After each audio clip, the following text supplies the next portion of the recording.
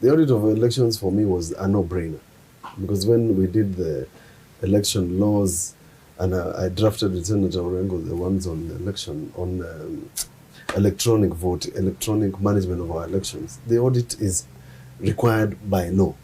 So that is not something that they did that is extraordinary.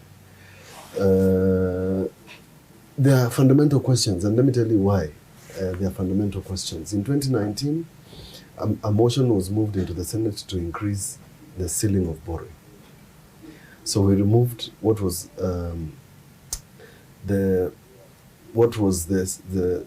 criteria for borrowing from a percentage of GDP to absolute numbers. And I said, when my view then at the time was that when you change the framework of borrowing against GDP to absolute numbers, strictly speaking, you are borrowing against nothing. You don't know.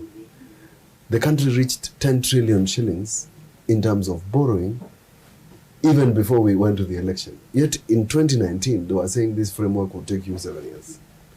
I would expect, and Kenyans must be told, that the problem Kenya has today is because up to around 70 shillings out of every 100 we collect goes to pay debt, and is the first charge on the consolidated fund. So, what is the solution to it? In 2019, we were told that the increase of the ceiling would allow us to retire some debt or renegotiate debt. Because we were surprised, some debts we have entered into debt, which some of it is accruing 9% or 7%, and it's a short-term debt. There is no country in the world that is serious about its people that does that. So, right. If you're going to discuss the economy, you cannot discuss the economy without discussing our borrowing framework. What do?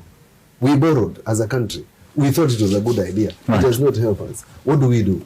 Because for every, as I've said, the money is not going to reduce, it's going to increase. What do? By the time I left the Senate, we had a fuel levy fund. The fuel levy fund in the law is a fund collected by government out of every person who is fueling that is supposed to cushion fuel prices, fluctuations. What happened to that? Those are the questions I'm asking. Right. So that then in the questions of the economy, because we have economists, we have war, there's the war in Israel and there's a war in Ukraine.